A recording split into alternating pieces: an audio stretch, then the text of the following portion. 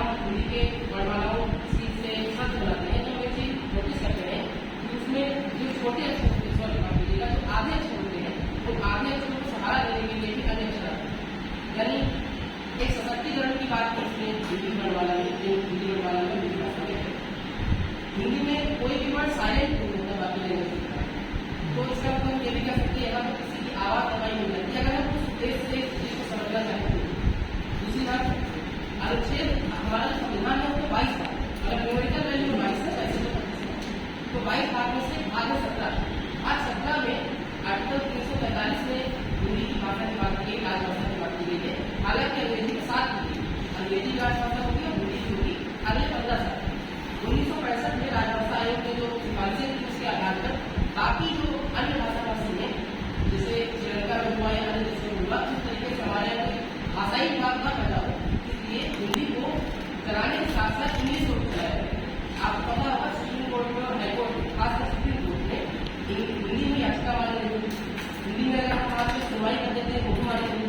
गाड़ी के number plate के पीछे अगर हम हिंदी की लिपि यानी जो रोमन लिपि नहीं देवनागरी लिपि में हिंदी के लिखते हैं वो भी बैन। यानी हम ये कह सकते हैं हिंदी सिर्फ एक दिवस के लिए मनाई जाती है, लेकिन उसमें इतनी सारी चीजें हैं कि हम एक दिवस के 14 सितंबर के बाद हिंदी को बाकी 364 दिन के लिए भूल जाते। ये सरकार की भी अपनी सीमाएं हैं या कमियां हैं जो है, हालांकि बाकी भाषाएं भी हैं। तो अगर हम पूरा विकास होती हिंदी का, तो अगर आपको आश्रय दाताओं या राजाओं नेताओं के बारे में सुनना है तो आप राष्ट्र ग्रंथों को पढ़ सकते हैं। अगर आपको प्रेम की वाणी सीखनी है तो आप हल को पढ़ सकते हैं। अगर आपको यात्राओं के बारे में पढ़ना पसंद है तो आप राहुल साहित्य को पढ़ सकते हैं। अगर आपको व्यंग या कटाक्ष पसंद है तो आप सकते हैं। असंख्य भाषाई जैसे लोग तो आज के समाज में जितना हो सकता है वो उनके सरकार का होती है, हमारे यहाँ सहिष्णुता लगातार होती है, इतना बढ़िया व्यंग करते हैं। अगर आपको उपन्यास पसंद है, कहानियां पसंद है तो आप टेंशन को सुन सकते हैं।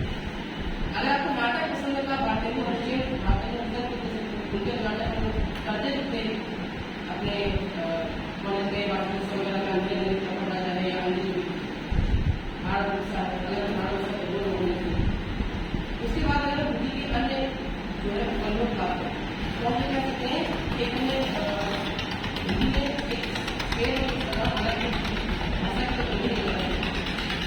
पदों से बात आपको होनी चाहिए, तीन पदों से एक बात आपको होनी चाहिए, इस मानव से कोई दंगा नहीं करनी चाहिए। ये आग तेरे सीने में नहीं मेरे सीने में नहीं पर वो कहीं आग जलनी चाहिए। ये आग का मतलब यहाँ पे क्या है? यहाँ पे आग का मतलब है आपको हिंदी भाषा या किसी अन्य मुद्दे पर कुछ सशक्तिकरण है उसमें आप कितना जागरूक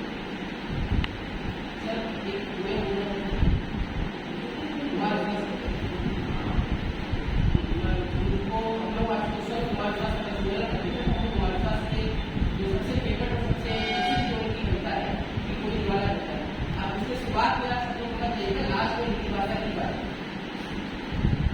कोई दीवान कहता है कोई पागल समझता है मगर धरती की बेचैनी को बस पागल समझता है। मैं तुझसे दूर कैसा हूँ तू मुझसे दूर कैसी है, तेरा दिल समझता है मेरा दिल समझता है। अब आपके अंदाज रहे नशा रहे मिलना रहे तो आपकी तरह आप इन शब्दों का क्या मिलता है। ये उर्दू बस है और मैं तो हिंदी माँ का गाया हूँ, ये उर्दू बस है और मैं तो हिंदी माँ का गाया हूँ। सवाले मुल्क की बहनों सुनो पैगाम लाया हूँ, सवाले मुल्क की बहनों सुनो पैगाम लाया हूँ। मैं हिंदी माँ का बेटा हूँ, मैं घरों सीख के आया हूँ। तो इसी के साथ अपनी बात निकाल देते हैं। धन्यवाद। आपको हिंदी दिवस की हार्दिक शुभकामनाएं।